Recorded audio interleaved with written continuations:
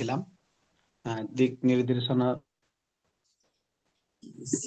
সম্পর্কে, সেটা অত্যন্ত জরুরি। মানে এখানে আমরা প্রায় 35 জন মতো উপস্থিত আছি, আরো বাড়তে পারে, যেহেতু আরো অনেকে আমাদের এখানে তারা ভর্তি হয়েছে। সেই ক্ষেত্রে কখনো বেশি কখনো কম থাকবে, এটা স্বাভাবিক। তবে আমাদের উচিত হবে এই প্ল্যাটফর্মটাকে সুন্দরভাবে সাজানোর দায়িত্ব আমাদেরই। এখন যদি আমরা বিশৃঙ্খল করি বা সবাই কথা বলি, তাহলে পরে কেউ পড়া বুঝবে না। আমি বললাম, কেউ বুঝতে আপনারা পারবেন না। সেই ক্ষেত্রে এখানে নিয়মটা আমাদেরকে ফলো করতে হবে। আর যদি নিয়ম ফলো না করেন, তাহলে পরে সকলের জন্য কষ্টকর। আপনি কথা বলবেন, 12 জন কথা বলবে, তো আপনার কথাটা সবাই শুনতে পাবে। এই জন্য সাবধানে আমরা সবাই একটু কথা বলবো। যখন প্রশ্ন দরকার, তখন মিউটটা ওপেন করে প্রশ্নটা করব, অথবা ক্লাস শেষে, মানে শেষের দিকে আর কি, আপনাদেরকে 5-10 মিনিট সময় দেওয়া হবে। আপনাদের যদি কোনো প্রশ্ন থাকে, তখন ওই সময়ের মধ্যে প্রশ্নগুলো বললেন, অথবা ক্লাস চলতে চলতে যদি প্রশ্ন আসে মনের মধ্যে, তো সেই ক্ষেত্রে যদি কেউ একজন প্রশ্ন করতে চান, তাহলে যেখানে হাত একটা অপশন আছে, তাহলে পরে ওই হাত অপশনটা দেখাইলে পারে বুঝবো যে না, প্রশ্ন করতে চাচ্ছেন। তাহলে সেই ক্ষেত্রে আপনি ওপেন করে প্রশ্নটা করতে পারেন। আর যদি ক্লাস চলাকালীন কোনো প্রশ্ন না হয়, বরং বরং আউট কোনো প্রশ্ন হয়, তাহলে পরে সেই ক্ষেত্রে শেষে আমরা প্রশ্ন করব। আর কিতাবের কোনো প্রশ্ন হলে, ক্লাস চলাকালীন অবস্থায় সবকের কোনো প্রশ্ন হলে পারে, সেই ক্ষেত্রে তখনই বলবেন, কিন্তু সবাই না। দেখা যাচ্ছে যে, বা দেখা যাবে, সবাই একসঙ্গে বললে পরে কারো কথা বুঝে যাবে না। তো এইদিকে আমরা সাবধানতা অবলম্বন করব। আর বিশেষভাবে এখানে মাস্তুরাত বোনেরাও আছেন, তাদের সম্মানের দিকে লক্ষ্য করে আমরা কথা বলবো।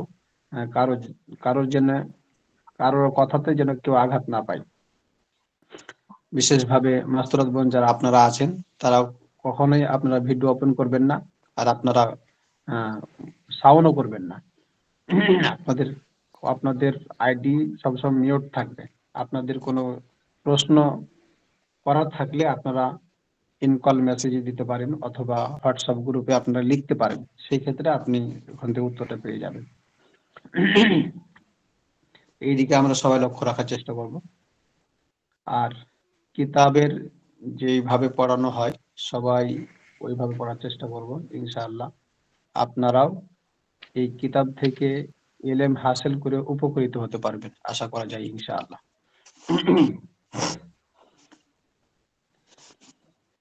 ঠিক আছে, তাহলে আমরা কিতাবের দিকে যাই। আমার পরিচয়টাই মনে হয় আপনাদের কাছে দেওয়া হয়নি। আমার পরিচয় হচ্ছে, আমি মাওলানা সুলতান মাহমুদ, কারি মাওলানা সুলতান মাহমুদ। আমার এখানে প্রোফাইল হোসাইন, তো এটা আসলে পুরাতন নাম।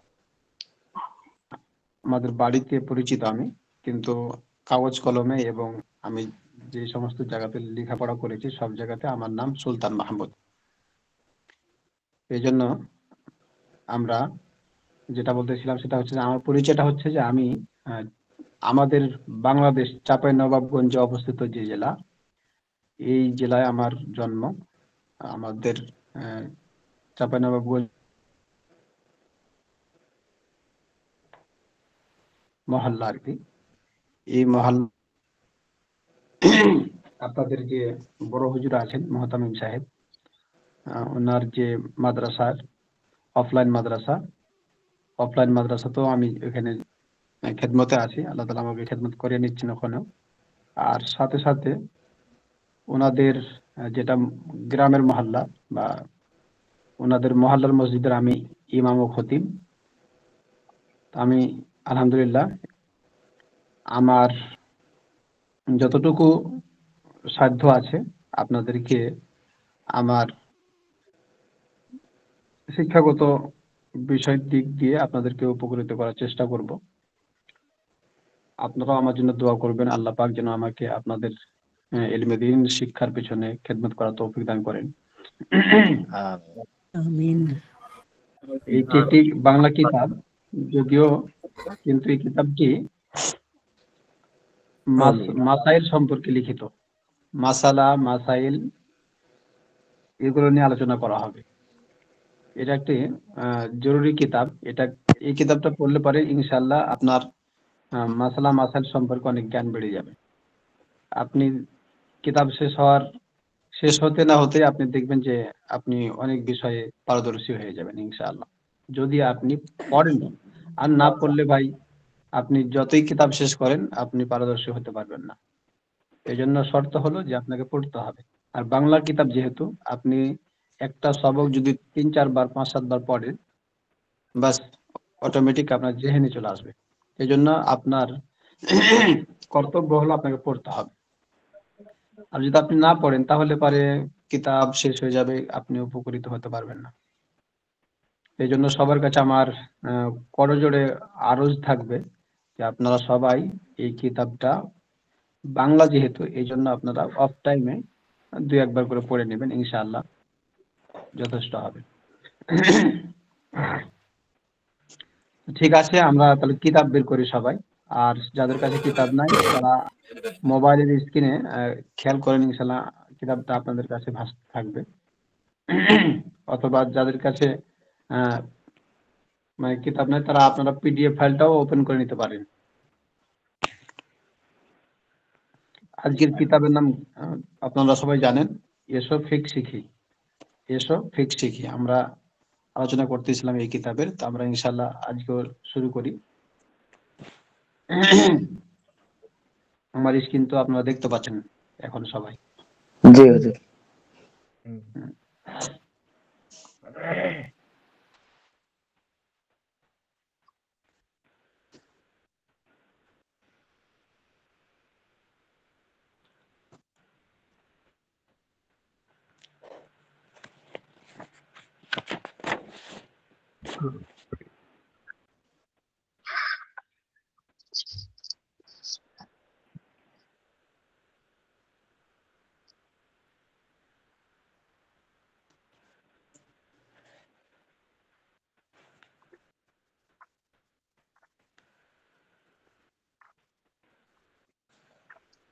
আর বিশেষভাবে আপনারা 1টা ঘন্টা একটু ধৈর্য সহকারে শুনতে থাকবেন, তাহলে ইনশাআল্লাহ আশা করা যায় আপনি অনেক কিছু জানতে পারবেন।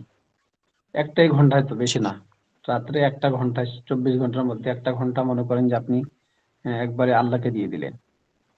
একবারে মনোযোগ সহকারে ইনশাআল্লাহ পড়তে থাকেন, আল্লাহ ইনশাআল্লাহ আপনার মধ্যে ইলমের জোয়ার ঢেলে দিবেন। তাহলে আমরা আসি, আমরা পড়তেছিলাম ফিক কি ও কেন। এটা আমরা কিছুদূর পড়েছিলাম। তো আমরা আবারও প্রথম থেকে পড়তে পড়তে ওগুলো যেহেতু ব্যাখ্যা করা হয়েছিল, এই জন্য ওগুলো বেশি পড়বো না, শুধু ইবারতটা পড়ছি, বাংলা রিডিংটা পড়তেছি। তো সবাই খেয়াল করে দেখতে পাচ্ছেন না সবাই? জি জি হুজুর। আওয়াজ আওয়াজ তো শোনা যায় তাই না? জি জি জি হুজুর। যাক, আলহামদুলিল্লাহ।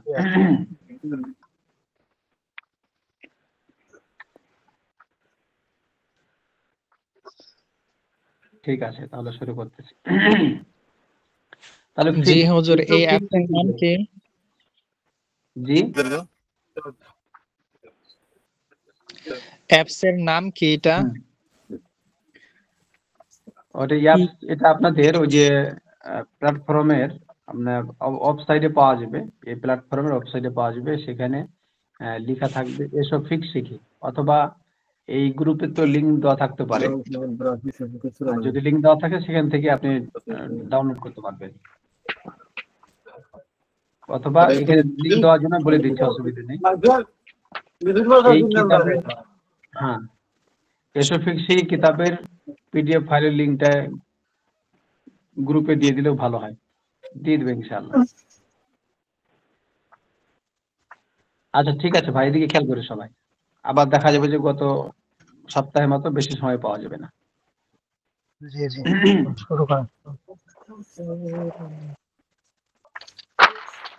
আল্লাহ আমাদের খালিক ও মালিক।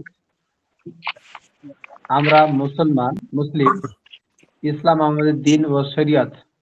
দিন ও শরিয়ত মানে আল্লাহর পক্ষ হতে মানুষের জন্য প্রেরিত জীবন বিধান। সবাই মিউট করে দিই ইনশাআল্লাহ, একটু সবাই শোনার চেষ্টা করি মন দিয়ে।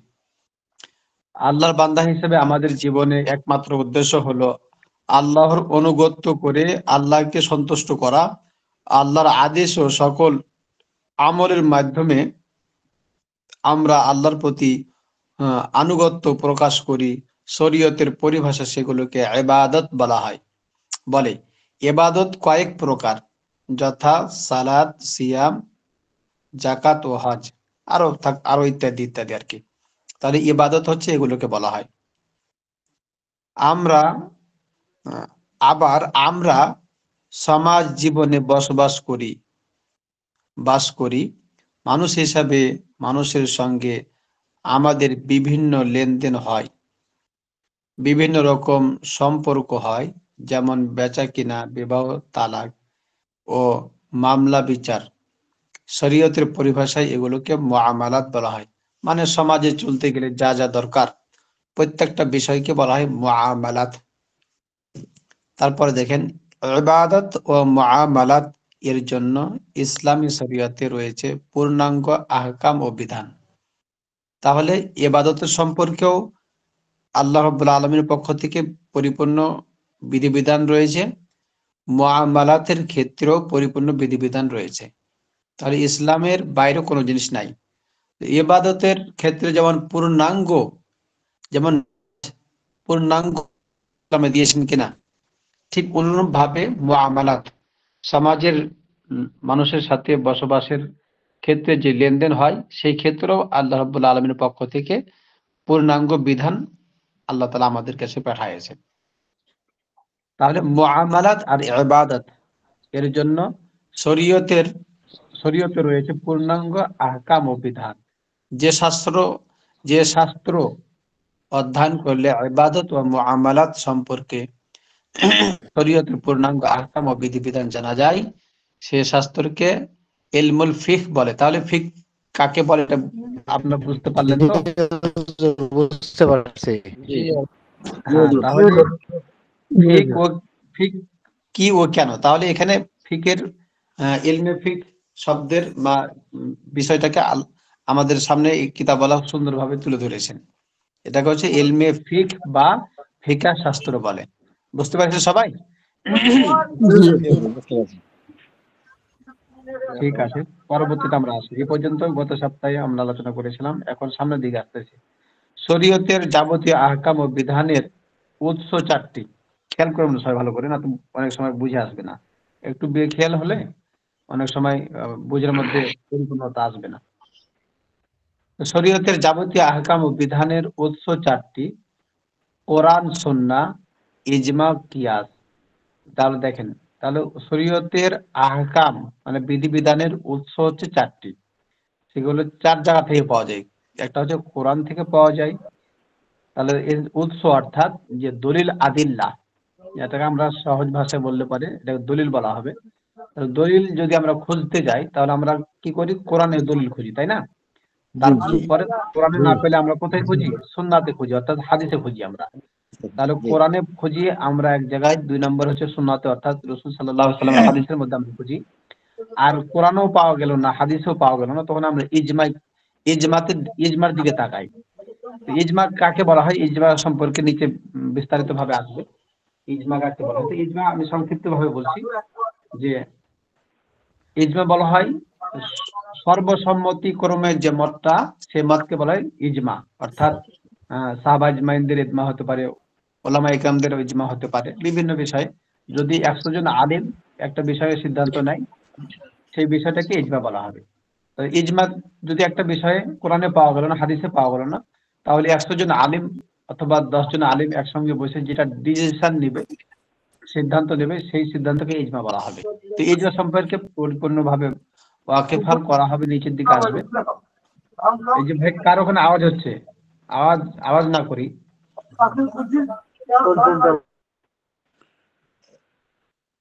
আওয়াজ না করি, কে বলছেন একটু স্পষ্ট করে বলেন। আর যদি প্রশ্ন থাকে স্পষ্ট করবেন, স্পষ্ট করে বলবেন।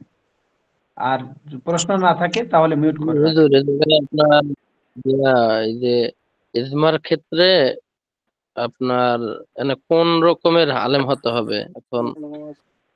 আচ্ছা, ওটা নিচে আসবে ভাই, এখন এই সম্পর্কে আমরা একটু জানি। তাহলে ইজমার ক্ষেত্রে কোন ধরনের আলিম হতে হবে, তাই তো? জি জি এটা তো মনে করেন যে আলিম হওয়ার জন্য তো মনে করেন যে শরীয়তের বিধিবিধান সম্পর্কে ওয়াকিফাল হওয়া লাগবে। হ্যাঁ, যে ইসলামের পারদর্শী এরকম ধরনের আলিম হওয়া লাগবে। যে কিছুই জানেন না তার ইজমা তো সঠিক হবে না। এই জন্য মাহির আলিম হতে হবে, যে কোরআন হাদিস সম্পর্কে বেশি আমাদের পারদর্শক। আমাদের বাংলাদেশে আপনার যে এই যে সুন্নি দাবিদার অর্থাৎ ভণ্ড আছে যেগুলো এখন, না না, এরা এদের তো কথা আলেম হিসেবে এখানে আসবে কেন?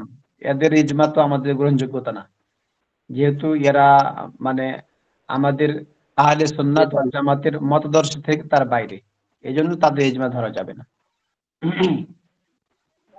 ঠিক আছে, ইনশাআল্লাহ আমরা তারা আবারও আসি ফিরে।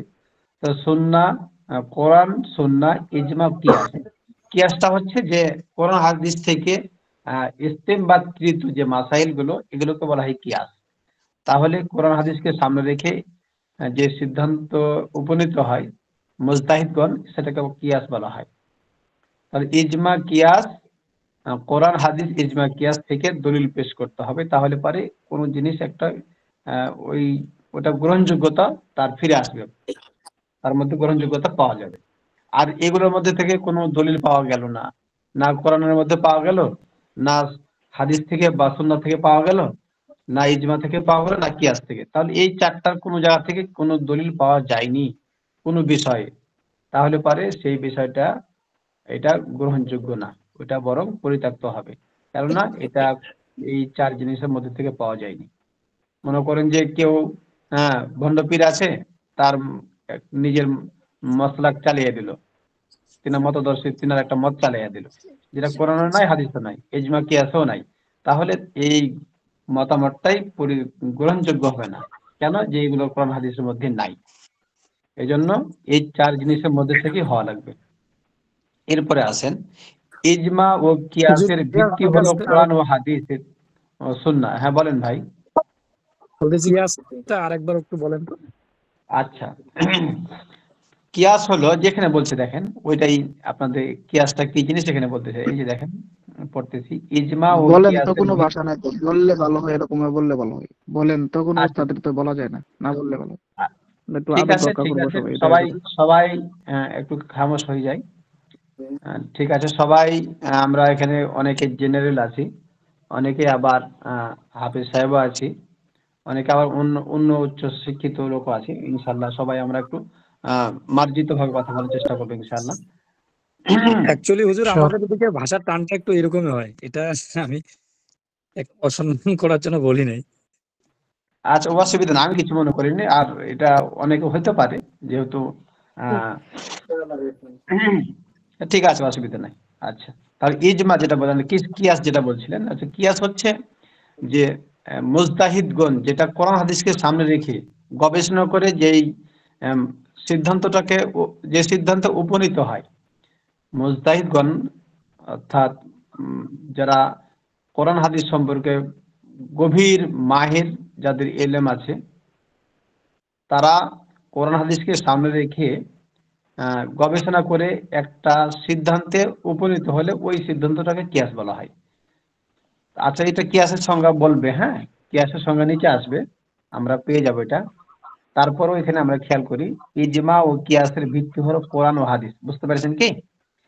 ইজমা কিয়াস জি এটা কোরআন জি হাদিসের জি বাইরে না, তাহলে জি। ইজমা ও কিয়াস এটা কোরআন হাদিসেরই অংশ। হ্যাঁ, তো অনেক সময় দেখেন যে একটা ইবাদত আমি করব, কিন্তু ইবাদতটা যদি আপনাকে কেউ দেখায় না দেয়, পদ্ধতিটা যদি আপনাকে দেখায় না দেয়, তাহলে আপনার জন্য এটা করা কঠিন হবে। যেমন মনে করেন নামাজ, আপনি কোনোদিন নামাজ পড়া কাউকে দেখেন নাই, তাহলে আপনাকে যদি বলি নামাজ পড়েন, তো আপনি কি পড়তে পারবেন? পারবেন না। রুকু কি জিনিস আপনি রুকু চিনেন না, তাহলে রুকু কিভাবে করবেন? সিজদা কি জিনিস আপনি সিজদা চিনেন না, তো কোনোদিন নামাজ পড়তে কাউকে দেখেন নাই, তো সেই ক্ষেত্রে তো আপনাকে দেখায় দিতে হবে। তো এই সম্পর্কে যে মাসাইল গুলো লেখা হয়, এই মাসাইল গুলোকে কি বলা হবে, এগুলোকে অনেক সময় কিয়াস বলা যাবে। অর্থাৎ কোরআন হাদিসকে সামনে রেখে কোন বিষয়ের উপরে সিদ্ধান্তে উপনীত হলে ওই বিষয়কে কিয়াস বলতে হবে।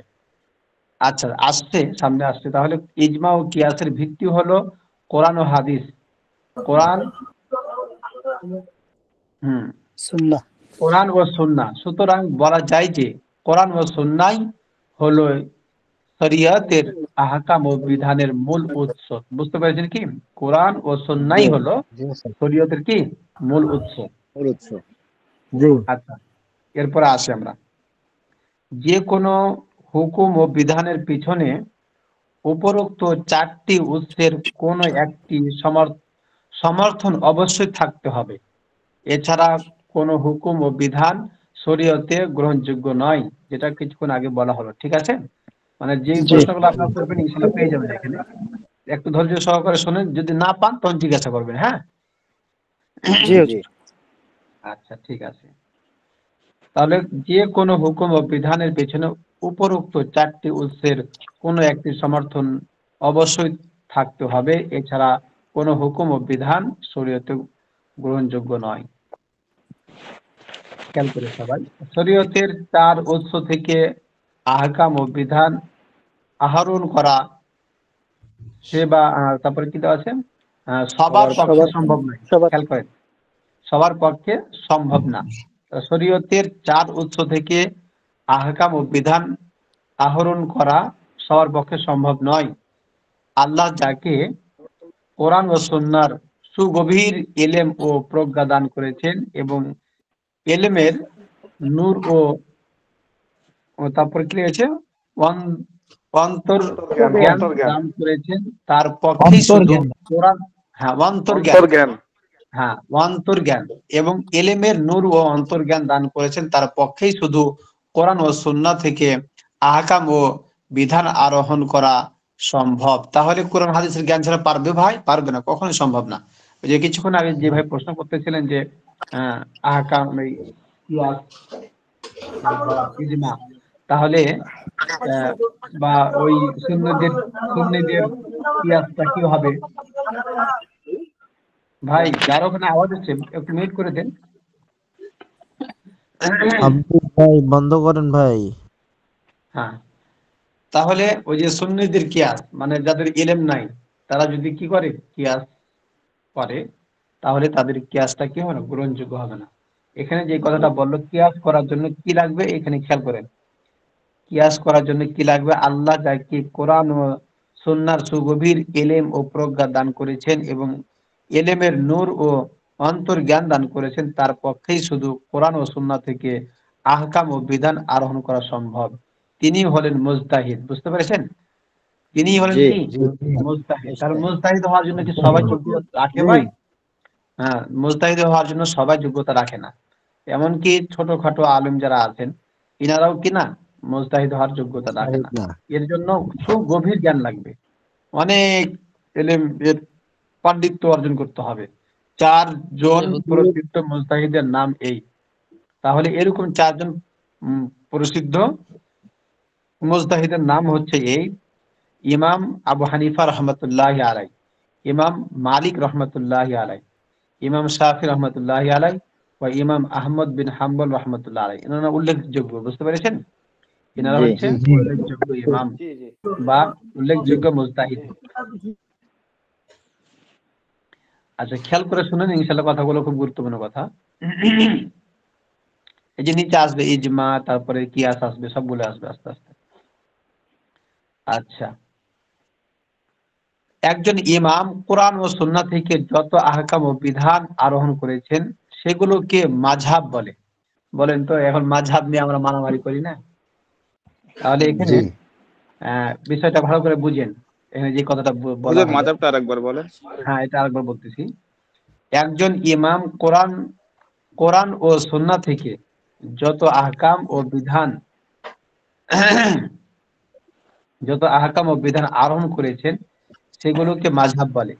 মানে আপনি বুঝতে পেরেছেন কি, মানে কোরআন হাদিস থেকে যে মাসালাগুলো তিনি ইস্তেমবাদ করেছেন, আহ, যেগুলো ইজতিহাদ করে বের করেছেন, গবেষণা করে যেগুলো বের করেছেন, ইজতিহাদ মানে গবেষণা, কোরআন হাদিসকে একবারে গবেষণা করে যে মাসআলাগুলো বের করেছেন, সেই মাসআলাগুলোকেই বলা হয় কি মাযহাব, মানে একটা রাস্তা। জি মাযহাব মানে কি?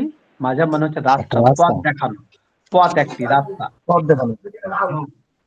তার মানে এ নয় যে আমি ইমাম আবু হানিফাকে, ইমাম মালিককে, ইমাম শাফি রহমতুল্লাহ আলাইকে, ইমাম আহমদ বিন হাম্বলকে অনুসরণ করলাম, এটার উদ্দেশ্য এটা না। বরং তিনারা আমাদেরকে একটা পথ দেখায় দিয়েছেন, কোরআন হাদিস থেকে বের করে একটা পথ দেখাইছেন। আমার তো জ্ঞান নাই অতটুকু, আপনার তো অতটুকু জ্ঞান নাই, আপনি তো কোরআন হাদিস থেকে ওই আপনি তো এই সোজা একটা রাস্তা আপনি দেখাইতে পারবেন না। তো এই জন্য তিনারা কোরআন হাদিসকে অবশ্যই। গবেষণা করে আমাদের উম, আল্লাহর বিধানগুলোকে মানা সহজ হয়ে যায়, এই জন্য তিনারা একটা পথ দেখায় দিয়েছেন কোরআন হাদিস থেকে। এটা নাম হচ্ছে মাযহাব। বুঝতে পেরেছেন কি বিষয়টা? এই জি জন্য জি হুজুর। আমরা কি করি এখন, এই মাযহাব নিয়ে মারামারি করি। আসলে মাযহাব এটা মারামারি জিনিস না। আপনার যেটা ভালো লেগেছে আপনি এটা করেন। আপনার যদি শাফি রহমতুল্লাহ আলাইহির মাসলাক গুলো ভালো লাগে, উনি যেভাবে ইস্তেমবাদ করেছেন কোরআন হাদিস থেকে, আপনি ওই পথে চলতে পারেন, কোনো অসুবিধা নাই। আপনি চাইলে আ- আ- ইমাম আহমদ বিন হাম্বলের পথ অনুসরণ তিনার মাসালাক যেভাবে তিনি ইজতিহাদ করে বের করেছেন সে পথ দিয়ে চলতে পারেন, কোনো অসুবিধা নাই। সেটাও কোরআন হাদিস থেকে। ইমাম শাফি যেটা বের করেছেন সেটাও কোরআন হাদিস থেকে। ইমাম মালিক রহমতুল্লাহ আলাইহি বের করেছেন যেটা, সেটাও হচ্ছে কোরআন হাদিস থেকে, কোরআন হাদিসের বাইরে না। ইমাম আবু হানিফা রহমতুল্লাহ আলাইহি যেটা বের করেছেন সেটাও কোরআন হাদিস থেকে, বাইরে না। তো এই জন্য যার কাছে আহ আপনার কাছে যদি ভালো লাগে থাকে ও ইমাম আবু হানিফা ছাড়া অন্য কোন ইমামের, ইমাম শাফি রহমাতুল্লাহ ছাড়া অন্য কোন ইমামের, তো আপনি মানেন, অসুবিধা নাই। আপনি তো তাদের ইজতিহাদ করা, গবেষণা করা কোরআন হাদিসের পথকে তো অনুসরণ করছেন, তাই না? তারাকে তো না, জি ব্যক্তিকে তো না। জি তো এটা যারা বলে যে কেন আমরা ইমাম আবু হানিফাকে মানবো, তা আমরা তো ইমাম আবু হানিফাকে মানি না ভাই। আমরা তিনার কোরআন হাদিস থেকে বের করা পথটা ধরে চলতে চাই, যাতে করে আমাদের আহ পথটা যাতে করে বিপদগামী না হয়। এই জন্য আমরা অনেক হুজুর, এখন সময় এদের। একটা প্রশ্ন আছে হ্যাঁ, আমার। জি জি, বলেন। বলছি, যদি আমরা চার ইমামের মধ্যে যদি আমি ইমাম আবু হানিফাকে অনুসরণ করে চলছি, এবার জি জি, দেখা যাচ্ছে আমি ইমাম আহমাদ ইবনে হাম্বল বা ইমাম শাফির হ্যাঁ, কোনো মাযহাবের কোনো কোনো ইমাম। একটা বিষয় আমার ভালো লেগে, সেই হ্যাঁ, হিসাবে আমি ইমাম শাফির মাযহাবের সেই বিষয়টাকে আমি আবার অনুসরণ করলাম, হুম। এতে সমস্যাটা কি? এটার সমস্যা বলতে কি, আপনার যখন যে ইমামকে অনুসরণ করবেন সেই ইমামের অনুসরণ দিয়ে আপনার চলাটা উচিত হবে। মানে দেখা গেল সম্পূর্ণ। যে, হ্যাঁ, সম্পূর্ণ। তো আপনার কেমন জানি একটা গোলালু গোলালু ভাব মনে হবে যে আপনি সুবিধাবাদ জিন্দাবাদ। আপনি যখন সুবিধা পাচ্ছেন তখন আপনি ওইদিকে চলে যাচ্ছেন, আর সুবিধা যখন পাচ্ছেন না তখন আপনি ওইদিকে চলে যাচ্ছেন। তো এরকম যাতে না হয় এই জন্য আপনাকে কোনো একজন ইমামের পথ পরিপূর্ণ অনুসরণ করে চললে ইনশাআল্লাহ আপনি এই সিধা রাস্তায় পৌঁছতে পারবেন। এই জন্য এক্ষেত্রে কিন্তু আমরা আমার ওইটাই হুজুর ভালো হুজুর শুনেছি। জি জি জি, হুজুর আমার কথা হচ্ছে, আমি সুবিধাবাদী যেটা বলছেন ঠিক আছে, বুঝতে পেরেছি, যেটা লামাযাবিরা করে। জি কিন্তু জি, আমার কথা হচ্ছে যে আমি ইমাম আবু হানিফাকে মানছি, কিন্তু কোন ইমাম কি পার্টিকুলার এরকম বলে গেছে যে আমাকে যে অনুসরণ করবে আমার সম্পূর্ণ রাস্তাটা অনুসরণ করতে হবে, ইমাম শাফির কোনো কথা নিতে পারবে না? বা ইমাম শাফি কি বলে গেছে যে আমাকে যে অনুসরণ করবে সেই ইমাম আবু হানিফার কোনো মতকে নিতে পারবে না, শুধু কেবল আমার মতটাই মেনে নিতে হবে? এরকম কোনো বিষয় আছে কি? এরকম কোন বিষয়টা এরকম নয়। বিষয়টা আপনার যেটা বোঝাতে চাইতেছিলাম সেটা হচ্ছে যে একই বিষয়ে মানে দ্বিমুখী মাসাইল আছে, হ্যাঁ। একই বিষয়ে কোনো কোনো ক্ষেত্রে দ্বিমুখী মাসাইল আছে বা আছে, আহ, হুকুম আছে। তো দেখা যাচ্ছে যে আপনি এটা ছাড়া ওটা মানতে যান, তো দেখা যাবে যে আপনার নীতিটা খুব একটা স্ট্রং থাকবে না। যার কারণে আপনার সব থেকে উচিত হবে একজনের পথ অনুসরণ বা একটাই মাসলাক অনুসরণ করে চলা। তবে আপনি যদি মেনে নেন হুজুর, আমি একটা সেই কথা ক্ষেত্রে, বলি। সেই ক্ষেত্রে বা ওটা ছেড়ে যদি আপনি চলে যান, সেই ক্ষেত্রে কোরআন হাদিসের সাথে মানে আপনার সাংঘর্ষিক হবে না। আপনি চাইলে মানতে পারেন, তবে আপনার এটা কিছুটা হলেও তাৎপর পরিপন্থী হবে, হ্যাঁ। স্ট্রং থাকার থেকে জি, আপনার ওটা সরে যাবে কেমন জানি একটা। বুঝতে এই পেরেছি। জন্য, আমি বলতে চাচ্ছি, হ্যাঁ বলবো, হ্যাঁ বলেন। এই বিষয়টা আমরা তো মসজিদে ইমামতি করি, তো জি জি, সেই হিসাবে এবার আমাদের এখানে তো অনেক মানে আহলে হাদিস তো বিভিন্ন জায়গায় এখন, বিশেষ করে ওরা তো কোনো আলিমকে পাকড়াও করে না, বেশিরভাগ ওরা জেনারেল ছাত্রদেরকে অ্যাটাক করে। জি জি এই হিসাবে বিভিন্ন জায়গায় আহলে হাদিস বানিয়ে দিয়েছে। তারা রাফাত আইন করছে, বা তাদের সঙ্গে যখন কথা বলি, তো বিষয় হচ্ছে, আমি ওদের একটা উদাহরণ দিলাম, বলবো হুজুর? বলেন। আমি একটা উদাহরণ দিলাম, আমি বললাম যে আমরা ইমাম আবু হানিফাকে মানি। আপনি যদি ইমাম আবু হানিফাকে মানেন, তো তাহলে আপনি রাফাত আইন করবেন না। আমি একটা উদাহরণ দিলাম, যেমন ইমাম শাফিকে যারা মানে, ইমাম আবু হানিফাকে যারা মানে, তারা অজু করার পরে মহিলার গায়ে স্পর্শ করলেও অজু ভাঙবে না, কিন্তু ইমাম শাফির মাযহাবে কোনো মহিলার গায়ে টাচ হলে অজু ভেঙে যাবে। তো অজু ভেঙে যাবে, সেই হেতু হয়ে যায়। জি জি, সেখানে তখন একটা মানে হাদিসের এক্সাম্পল দিল যে হুজুর সাল্লাল্লাহু আলাইহি ওয়াসাল্লাম এক সময় হযরত আয়েশা সিদ্দিকা রাদিয়াল্লাহু তাআলা আনহার হাইজ অবস্থায়, কিন্তু হুজুর সাল্লাল্লাহু আলাইহি ওয়াসাল্লাম আয়েশা রাদিয়াল্লাহু তাআলার জাঙ্গের উপরে মাথা রেখে কোরআন তেলাওয়াত করেছে। তাহলে এই জায়গায় এসে সে সরাসরি হুজুর সাল্লাল্লাহু আলাইহি ওয়াসাল্লামের কাছে হাদিস পাচ্ছে যে অজু অবস্থায় মহিলার গায়ে টাচ হলে সে মহিলা হাইজ অবস্থায় থাকলেও কিন্তু মানে অজু ভাঙবে না, এটা বললো। যখন আমি এটা সরাসরি আল্লাহ রসুল থেকে পাচ্ছি, তো আমি সেখানে ইমাম শাফির মত নিচ্ছি না। আচ্ছা, সে বিষয়টা এরকম যে এই জন্য তো বললাম যে একই মাসাইলের ক্ষেত্রে দ্বিমুখী মাসাল থাকে, একই বিষয়ের ক্ষেত্রে দ্বিমুখী মাসাইল থাকে। এই জন্য আমার উচিত হবে যে একটা পথ অনুসরণ করে চলা। আর যখন দ্বিমুখী আপনি চলতে যাবেন, তা আপনাকে মানে কেমন জানি আপনি একটা সুবিধাবাদে এরকম একটা চলে আসবে। এই জন্য এটা না করা। আর সহিহ হাদিস যদি হয়, ইমাম আবু হানিফা রাহমাতুল্লাহ আলাইহি বলেছেন যে যদি সহিহ হাদিস পাওয়া যায় আমার কোনো মাসালা ইস্তেমবাদ করার ক্ষেত্রে বা আমার কোনো মাসাইলের ক্ষেত্রে, যদি কোনো বিপক্ষে দাঁড়িয়ে যায় আমার মাসালা, আর সে তার পক্ষে যদি সহিহ হাদিস থাকে, তাহলে মাসালা বাদ দিয়ে সহিহ হাদিসকে অনুসরণ করা। বুঝতে পারছেন কি? জি আমার একটা প্রশ্ন ছিল। শেষ হয়নি কিন্তু, আমার কথাটা শেষ হয়নি। আমার ভাইরা যদি একটু চুপ করে, আমি একটা কথা ফের বলবো ওই একই বিষয়ের উপরে। জি জি বলেন ভাই, বলেন।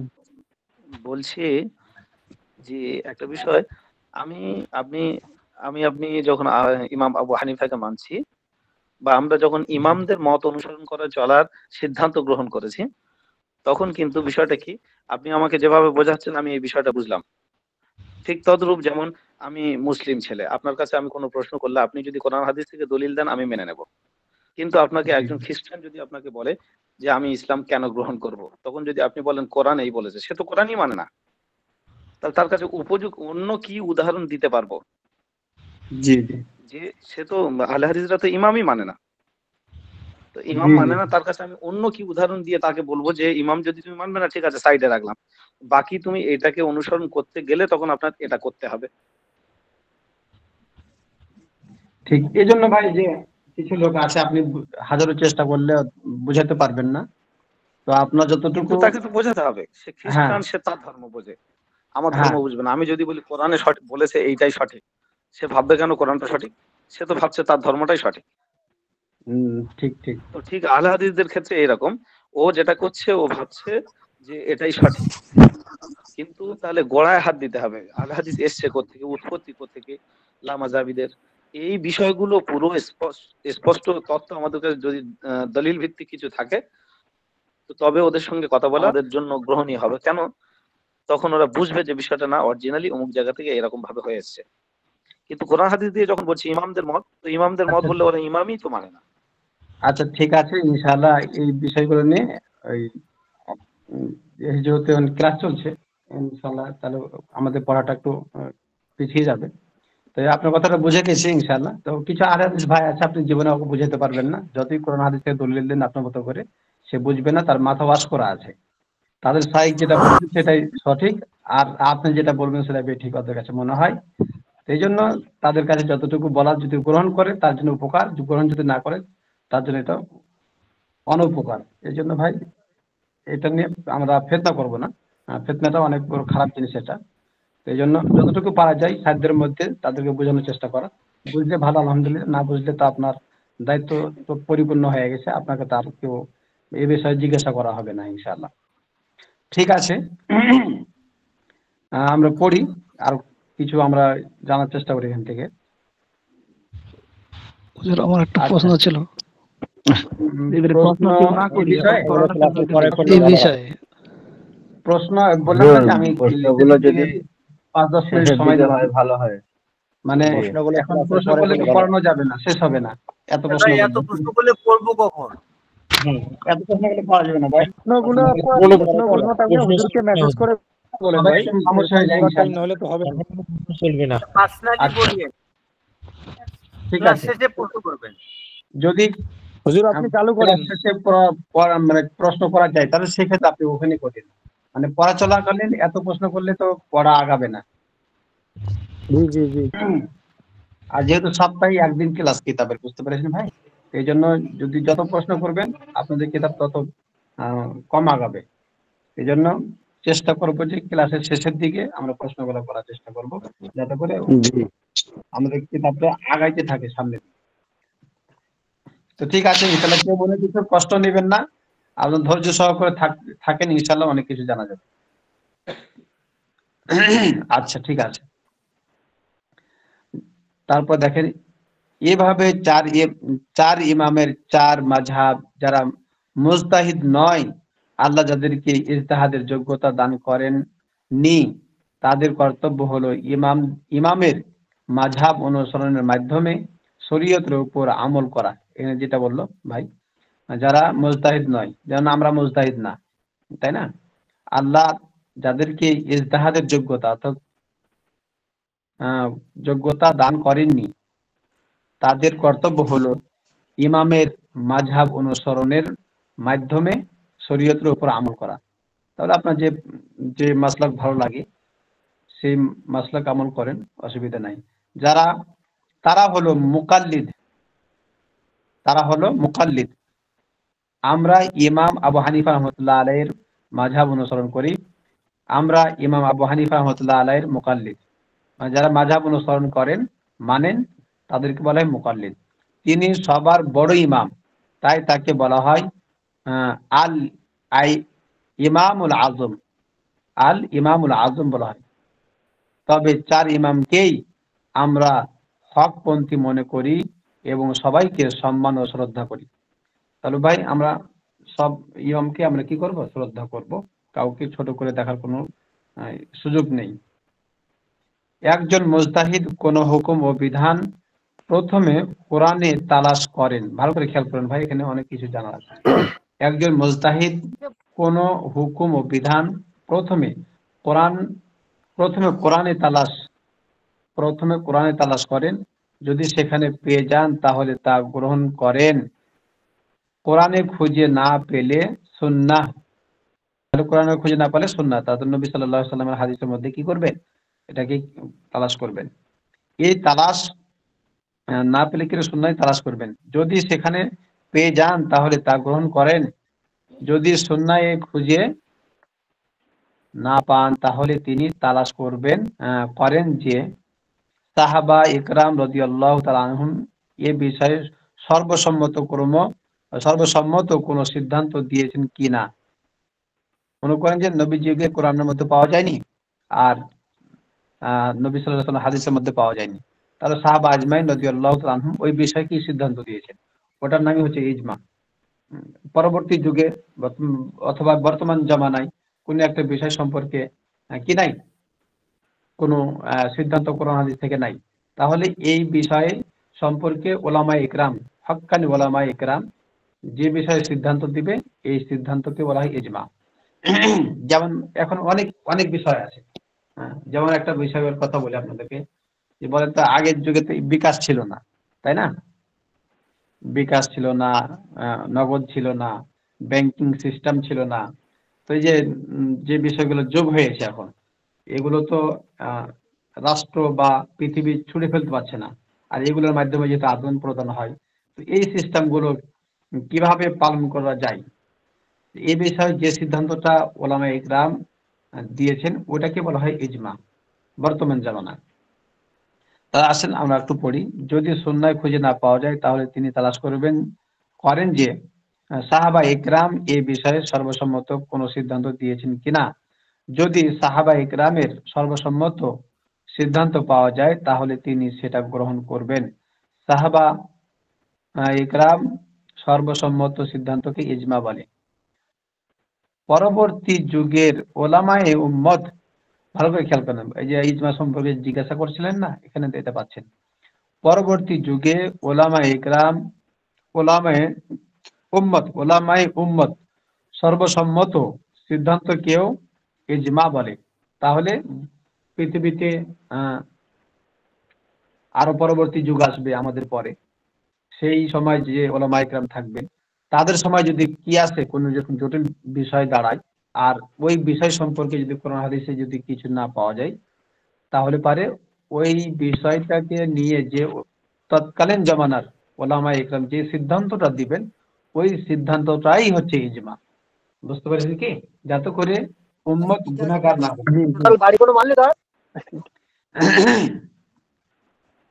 আর এই ইজমাটা কিয়ামত পর্যন্ত কি বহাল থাকবে? হ্যাঁ, ইজমা কিয়ামত পর্যন্ত, যতদিন পৃথিবী থাকবে ওলামায়ে ইকরাম পৃথিবীতে থাকবে ততদিন পর্যন্ত ইজমা চলতেই থাকবে। হ্যাঁ, এখন আমাদের সমানে কি কি জটিলতা আছে যেগুলো কোরআন হাদিসের মধ্যে নাই, তো এগুলো ওলামায়ে ইকরাম তারা কি করবেন, এগুলো কোরআন হাদিসকে সামনে রেখে সিদ্ধান্ত গ্রহণ করবেন। তখন ওই সিদ্ধান্তটাকেই মেনে নিতে হবে আমাদের উপকারের জন্য। এরপর দেখেন পরবর্তী যুগের ওলামায়ে উম্মত সর্বসম্মত সিদ্ধান্তকেও ইজমা বলে। কোন হুকুম ও বিধান যদি কোরআন ও সুন্নায় না পাওয়া যায় এবং এই সম্পর্কে ইজমা না পাওয়া যায় আর ইজমাও পাওয়া গেল না, তখন মুজতাহিদ নিজে কোরআন সুন্নাহ বা ইজমা এর আলোকে চিন্তা ভাবনা করে এবং এ বিষয়ে সিদ্ধান্ত গ্রহণ করেন। মুজতাহিদের এই ইজতিহাদ ও চিন্তা ভাবনাকেই কিয়াস বলে। কিয়াসের সংজ্ঞাটা ভালো করে দেখেন আবার। কোন হুকুম ও বিধান যদি কোরআন ও সুন্নায় না পাওয়া যায় এবং এ সম্পর্কে ইজমা না পাওয়া যায় তখন মুজতাহিদ নিজে কোরআন সুন্নাহ বা ইজমা এর আলোকে চিন্তা ভাবনা করে এবং এ বিষয়ে সিদ্ধান্ত গ্রহণ করেন। মুজতাহিদের এই ইজতিহাদ ও চিন্তা ভাবনাকেই কিয়াস বলে। তাহলে ইজমাটাও কোরআন হাদিস থেকে পাওয়া গেল আর কিয়াসটাও কি হলো, কোরআন হাদিস থেকে এটা পাওয়া গেল। এবং মুজতাহিদ কোরআন সুন্নাহ ইজমা ও কিয়াস থেকে আহকাম ও বিধান আরোহণের ক্ষেত্রে কতগুলো নিয়ম নীতি অনুসরণ করেন। আহকাম ও বিধান আরোহণের সেই নিয়ম নীতিকে উসুলুল ফিকহ বা ফিকহের নীতিমালা বলেন। এখানে নীতিমালা ছাড়া যে কেউ ইজতিহাদ করবে তার এটা গ্রহণযোগ্য হবে না, একটা উসুলের মধ্যে দিয়ে করতে হবে। তাহলে এই উসুলটা কি এখানে আসেন আমরা একটু দেখি। আহকাম ও বিধান আরোহণের ক্ষেত্রে কতগুলো নিয়ম নীতি অনুসরণ করেন। আহকাম ও বিধান আরোহণের সেই নিয়ম নীতিকে উসুলুল ফিকহ বা ফিকাহ শাস্ত্রের মূলনীতি, ফিকহের মূলনীতি বলে। বড় হয়ে এই বিষয়ে তোমরা আরো বিস্তারিত জানতে পারবে এবং আরো ভালোভাবে বুঝতে পারবে। এটা তো ছোটদের কিতাব, আলহামদুলিল্লাহ আপনাদেরকে পড়ার সুযোগ করে দিয়েছেন আল্লাহ তাআলা। এখন শুধু এতটুকু মনে রাখো, তোমরা এখন যে কিতাব পড়বে তাতে শুধু শরীয়তের আহকাম ও বিধান আলোচনা করা হয়েছে, সেগুলো উৎস বা প্রমাণ সম্পর্কে আলোচনা করা হয়নি।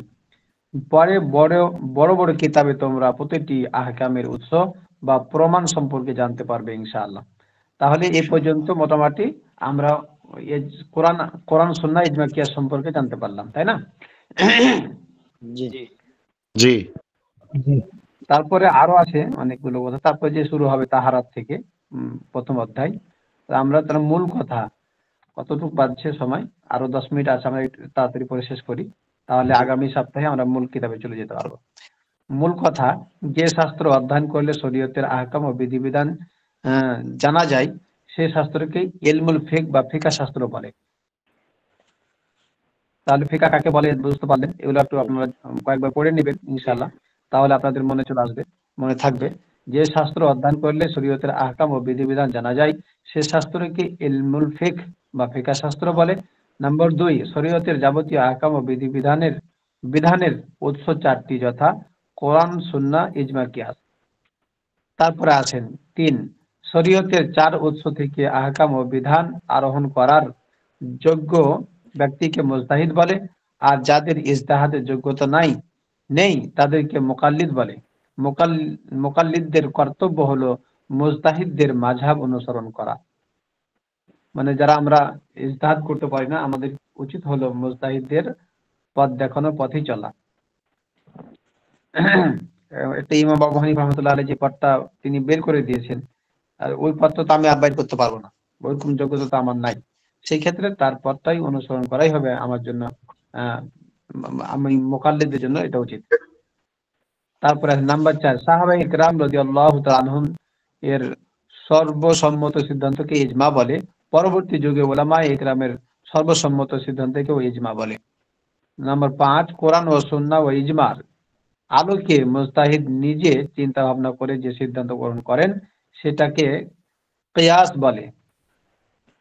এখানে আবার কিছু প্রশ্নমালা দিয়েছে, এই প্রশ্নমালাগুলো আপনাদের জানার জন্য, যে 1 নম্বর ইবাদত কাকে বলে, মুআমালাত কাকে বলে, ইলমুল ফিকহ কাকে বলে, যেগুলো পড়া হলো এগুলো আর কি। হ্যাঁ, নাম্বার 3, এগুলো শরীয়তের আহকাম ও বিধিবিধানের উৎস কয়টি ও কি কি, এনে প্রশ্ন, এগুলো বুঝতে পেরেছেন?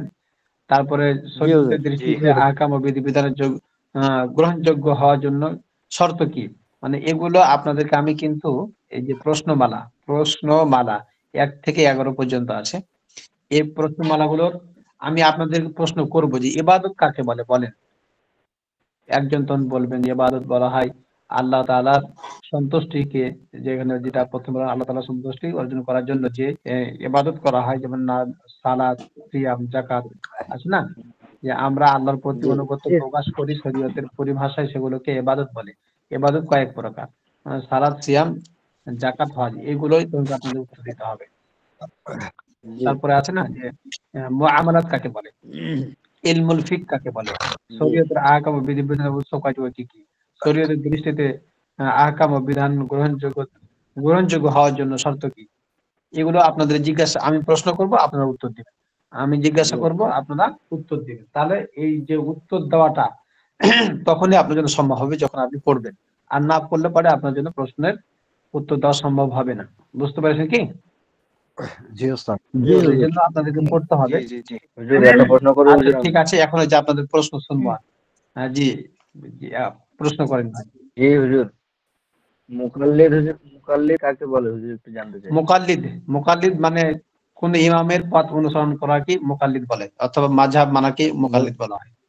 মুজতাহিদ আর জি হুজুর, ইজতিহাদ। আমি আসলে একটু একটা বিষয় আপনার কাছে জানতে চাইতেছি। মুজতাহিদ, দেখা যাইতেছে যদি জি হানাফি একজন ভাই মাযহাবের প্রশ্ন শেষ করে, ইমাম হয়, যদি হানাফি মাযহাবের ইমাম যদি আপনার দেখা যাইতেছে মুয়াজ্জিন আপনার অন্য শাফি মাযহাবের হয়, তখন তো দেখা যাইতেছে ইকামতের ক্ষেত্রে তাদের আযানের অর্থাৎ বাক্য আর হানাফি মাযহাবের আযানের বাক্য বা ইকামতের বাক্যর ভিতরে যে পার্থক্যটা আছে, তখন অর্থাৎ এখন ওই ক্ষেত্রে কি অর্থাৎ মুয়াজ্জিন কি আপনার শাফি মাযহাবের হইলে কি এতে কোনো সমস্যা আছে কিনা?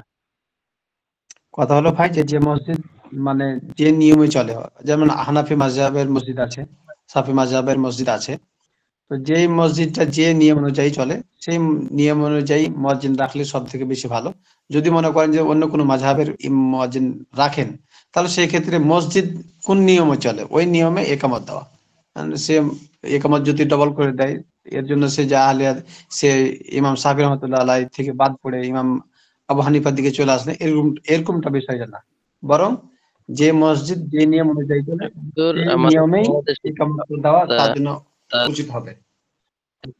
একজন সৌদি থেকে আসছে, তো দেখা যাইতেছে মসজিদে কেউ ইমাম সাহেব দাঁড়ায় গেছে, এদিকে মুয়াজ্জিন ছিল না, তখন উনি ইকামত দিছে, তাই ওনার বাক্য তো আপনার ওই হাইয়া আলাস সালাহ, হাইয়া আলাল ফালাহ এগুলো এক একটা আবার বলছে। তা এখন এই ক্ষেত্রে কি নামাজ হইব বা হ্যাঁ, নামাজ হবে, কোনো সমস্যা নেই।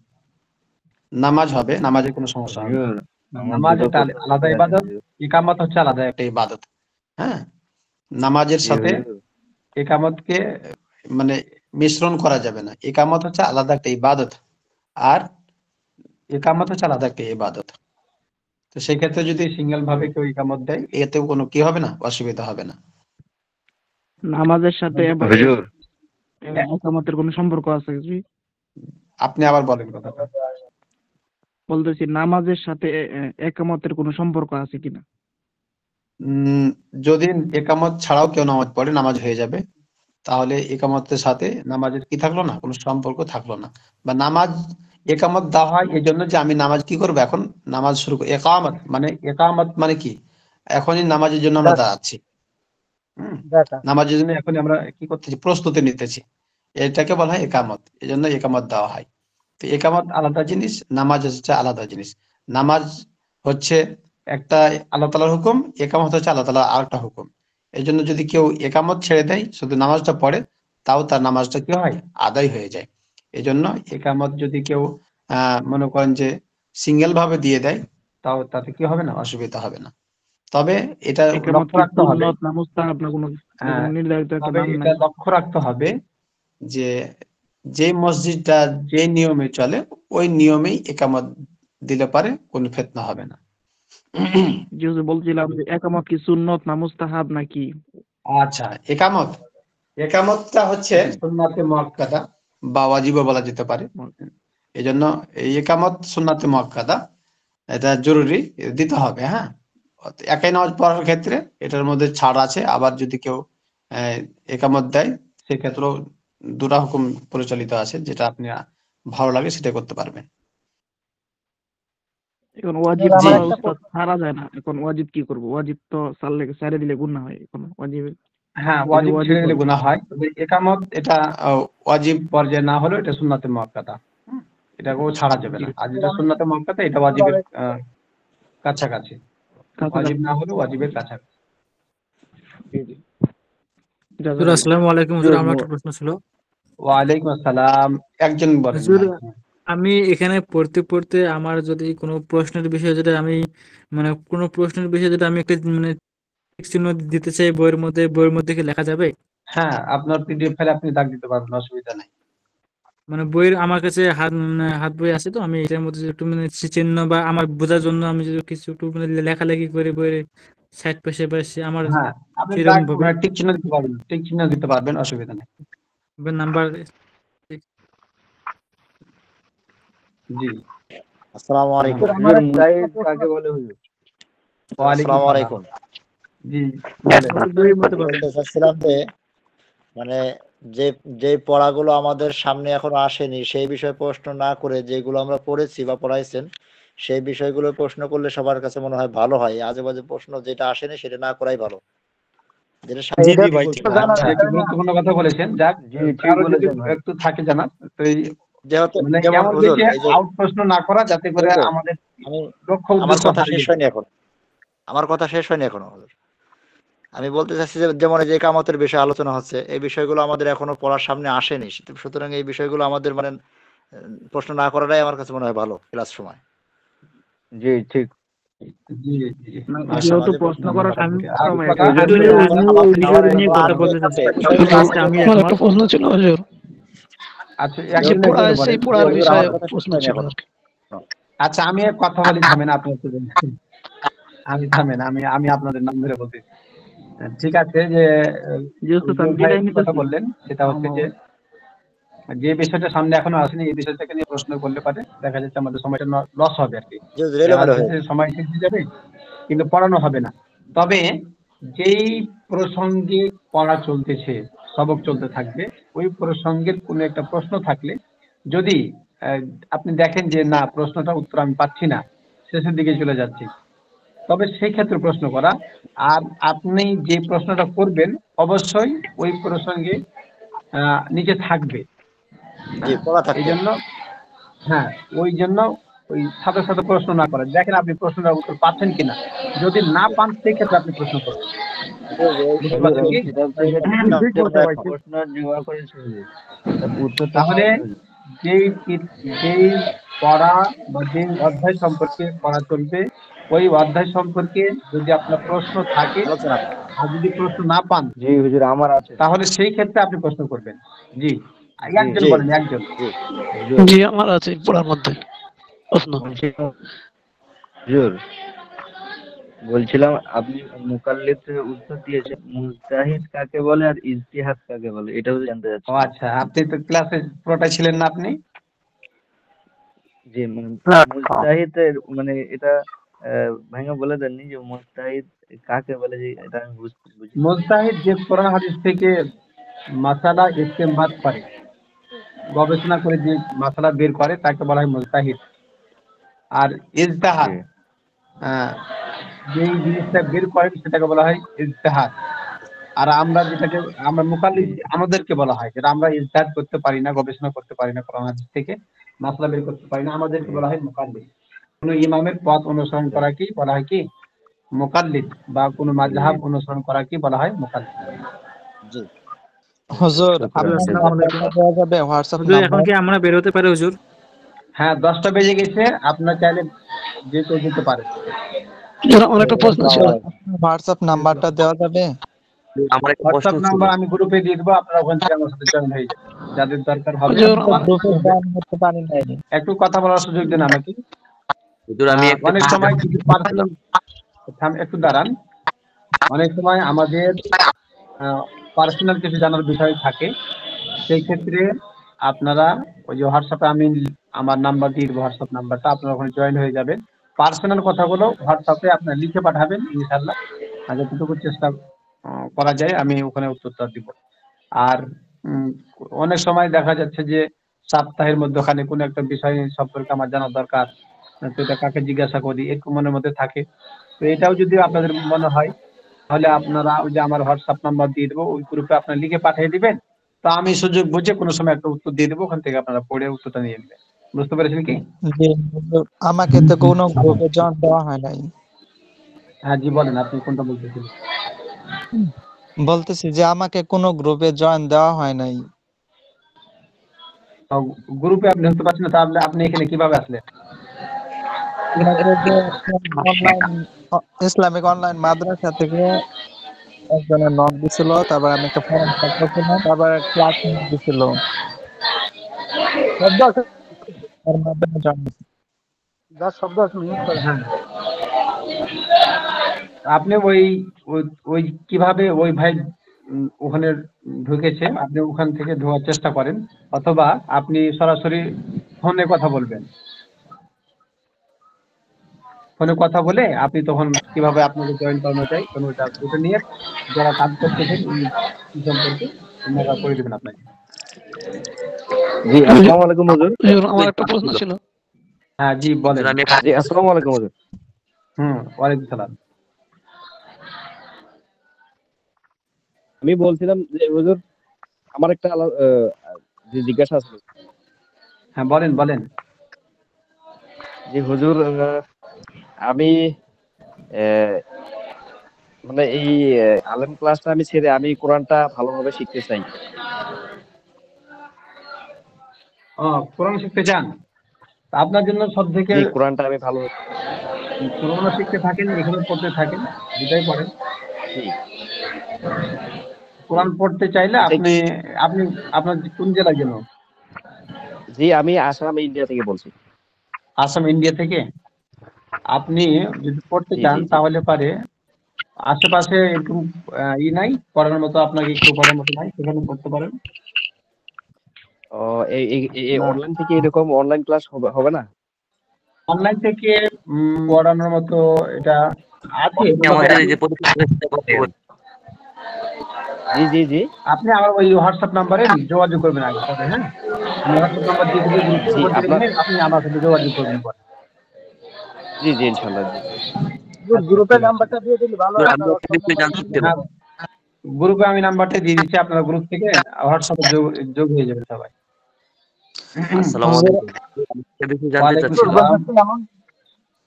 জি বলেন। হুজুর আমার একটা জিজ্ঞাসা ছিল, প্রশ্ন ছিল, মানে আজকে যে পড়া হয়েছে এই পড়া বিষয়। আচ্ছা বলেন ভাই, বলেন। বিষয়টা বলছিলাম যে কোরআন সুন্নাহ ইজমা কিয়াস জি যেটা পড়ছিলাম, আপনি পড়াচ্ছিলেন। তো জি জি। সুন্নাহ কি আর হাদিস কি, সুন্নাহ আর হাদিসের মধ্যে পার্থক্যটা কি এটা বুঝলাম না আর কি। আচ্ছা আচ্ছা, ঠিক আছে ইনশাআল্লাহ। যে আমি প্রশ্ন হাদিস আর লিখে সুন্নাহর মধ্যে পাঠিয়েছিলাম পার্থক্য যদিও কি? ইনকল যে আচ্ছা ঠিক আছে, আমি প্রশ্নটার উত্তরটা ছোট্ট করে দিয়ে দিই।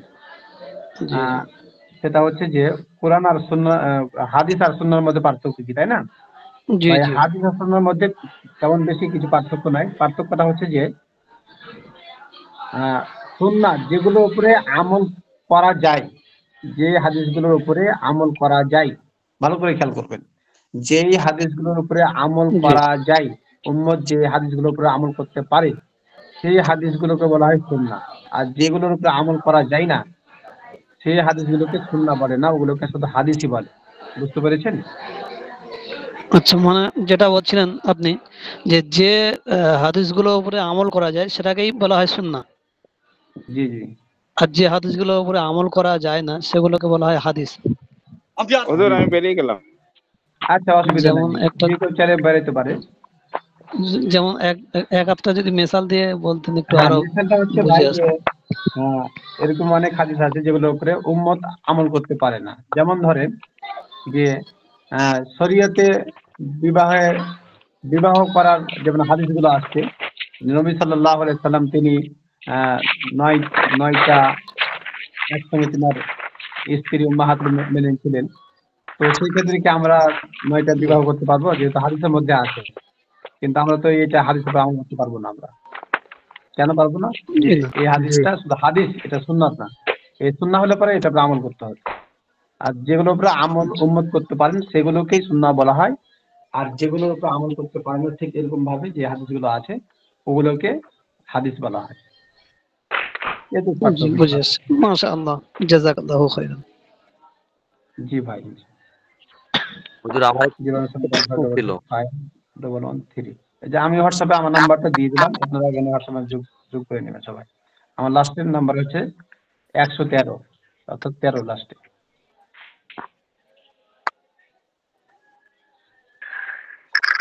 ঠিক আছে, সবাই ভালো থাকেন, সুস্থ থাকেন। ইনশাআল্লাহ আপনারা তো আমার জি সাথে দোয়া করবেন। থাকবেন। যতদিন আমরা আছি, আপনারা আছেন, ততদিন ইনশাআল্লাহ থাকবেন। আপনারা বহু প্রশ্ন আপনারা করতে পারবেন ইনশাআল্লাহ। ঠিক আছে? হুজুর ইন কল মেসেজ জি দিয়ে যদি ইনশাআল্লাহ। আপনার নাম্বারটা দিয়ে দিতেন ভালো হইতো। আচ্ছা, যে গ্রুপে দিয়ে দিলাম, আমি ইন কল মেসেজেও দিয়ে দিচ্ছি, আপনারা সেখান থেকেও নিয়ে নেন। দেখেন আমি এই যে একটা ইন বিষয় কল জানতে মেসেজ, চাচ্ছিলাম, আমার একটা বিষয় প্রশ্ন ছিল। ইন কল মেসেজ আর নাম্বারটা দিয়ে দিলাম। জি, এটা যেহেতু শুক্রান। বাংলাদেশের নাম্বার, বাংলাদেশের কোড নাম্বারটা। বাংলাদেশ কোড নাম্বারটা দিয়ে দিচ্ছি। জি ঠিক জি আছে। আহ, বাংলাদেশের কোড হচ্ছে হুজুর আমার একটা বিষয় জানার দরকার ছিল হুজুর। আহ, জি বলেন। আমি অনেক সময় বলতেছি কিন্তু মানে সুযোগ পেতেছি না, সবাই কথা বলতেছে। আচ্ছা বলতেছি ঠিক যে আছে। মানে অনেকে বলে যে মানে মাযহাব আর মাসলাক এই দুটার মধ্যে পার্থক্য কি? মানে বলতেছেন যে মাযহাব তো মাযহাব আমাদের আর একটা আছে, মাসলাক যেটা হলো ইসলাম। এগুলো সেম মাযহাব আমাদের অর্থবোধক, ইসলাম। হ্যাঁ, এগুলো জি জি সেম জি। আর অর্থবোধক। মানে মাযহাব মানেও রাস্তা, মাসলাক মানেও হচ্ছে রাস্তা বা পথ দেখানো। এই জন্য মাসলাক বললেও অসুবিধা নেই, মাযহাব বললেও কোনো অসুবিধা নেই। অর্থ আচ্ছা, যেহেতু। আমার এখানে একটা লোক আছে, আমার এখানে জি। একটা ইন্ডিয়া ভাই লোক আছে, ইন্ডিয়া ভাই। এনার বাড়ি হলো আপনার বিহারে। তো উনি বলে যে আর কি যে মাযহাব বলা যাবে না, মাসলাক বলতে হবে। বলতে যে মাযহাব না, কিন্তু অসুবিধা একটাই নেই, যে আমাদের মাযহাবও বলা যাবে, মাসলাকও বলা যাবে। যেহেতু মাযহাব মানেও হচ্ছে রাস্তা, পথ দেখানো, আর মাসলাক মানে হচ্ছে কি পথ দেখানো। আচ্ছা, উনি বলতেছে যে মাযহাব হলো আমাদের মাযহাব হলো ইসলাম ধর্ম, যেটা ওটাই মাযহাব, মানে এরকম বলেন। না, অসুবিধা নেই, মাসলাক আপনি যে মাসলাক অনুসরণ করতে পারেন, শাফি মাসলাক হতে পারে, ইমাম আবু হানিফার মাসলাকও হতে পারে। মাযহাব মাসলাক একই বাস্তব, হ্যাঁ, বাস্তবতা জি সেম। জি।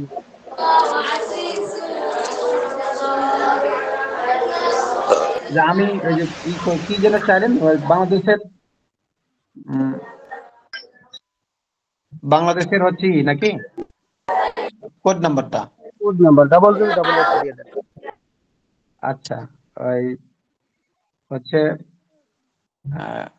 +88 হয়ে গেছে, হয়েছে না? 888801, তাই না? হুজুর 0088 দিলেই ভালো হয়, 0088 দিলে প্রায় ওইখানে নাম্বার চলে আসে। ডবল জিরো হয় কি ডবল জিরো হয় না তো মনে হয়, প্লাস হয় থাকে ডবল মানে ডবল জিরো, প্লাস দিয়ে না প্লাস দিয়ে তাহলে 88 দেন, হ্যাঁ তারপরে প্লাস দিয়ে পুরো নাম্বার। 88, এই যে পরে দিলাম এটা দেখেন এটাই। আচ্ছা ঠিক আছে ভাই, হ্যাঁ আপনারা প্রশ্ন আরো করার সুযোগ পাবেন, একদিনে প্রশ্ন করলে পরে ফুরাইবে না, বা আমার কাছে একটু বিরক্ত লাগবে যে সবাই প্রশ্ন করতেছেন এত হুটহাট, মানে অনেক সময় মাথায় থাকে না অনেক কিছু কথা। তো যাক, ইনশাআল্লাহ আপনারা সব প্রশ্ন দিতে উত্তর মানে আপনারা তো আছেন, আমিও আছি ইনশাআল্লাহ। যতদিন এখানে এই আমাদের মেয়াদ শেষ যতদিন না হয় ততদিন ইনশাআল্লাহ থাকবো আমরা, নিয়াতটা করেন। আর বিশেষভাবে ইনশাআল্লাহ প্রশ্ন একদিন করলে যে হয়ে যাবে তা না, আপনারা আগামী সপ্তাহে প্রশ্ন করবেন ইনশাআল্লাহ। আর ওই যে গ্রুপে নাম্বার দিয়ে দিলাম, বিশেষভাবে আপনারা হোয়াটসঅ্যাপে যোগ হয়ে আপনাদের অন্য কোনো বিষয় জানা থাকলে লিখে পাঠিয়ে দিবেন অথবা ভয়েসে পাঠিয়ে দিবেন। আমার সুবিধা অনুযায়ী আমি একটু আপনাদেরকে ওই প্রশ্নের উত্তরটা আমি পাঠিয়ে দেবো। বুঝতে পারছেন কি? ওই জন্য অন্য গ্রুপের ছাত্ররাও করে যে কি যোগ ওনাদের প্রশ্ন থাকলে পারে আমাকে হোয়াটসঅ্যাপে আলাদাভাবে পাঠিয়ে দেয়, আমি আমার সুবিধা মতো পাঠিয়ে দিই। অথবা কেউ কলও করে, যে কলে প্রশ্ন জিজ্ঞাসা করে বা মাসলা অনেক সময় জিজ্ঞাসা করে, এটা পারে না, আমার যতটুকু জানা থাকে আমি ওখান থেকে বলি, না পারলে বলি যে আমাকে দেখতে হবে পরে আমি এটা জানাবো, এভাবে আর কি। তা আপনারা চাইলে এইভাবে আপনারা করতে পারেন। জি হুজুর, আমার একটা প্রশ্ন ছিল, সেটা হইলো এখানে যে আপনি ক্লাস নিচ্ছেন, তারপর এখান থেকে কোনো কি বই কিনতে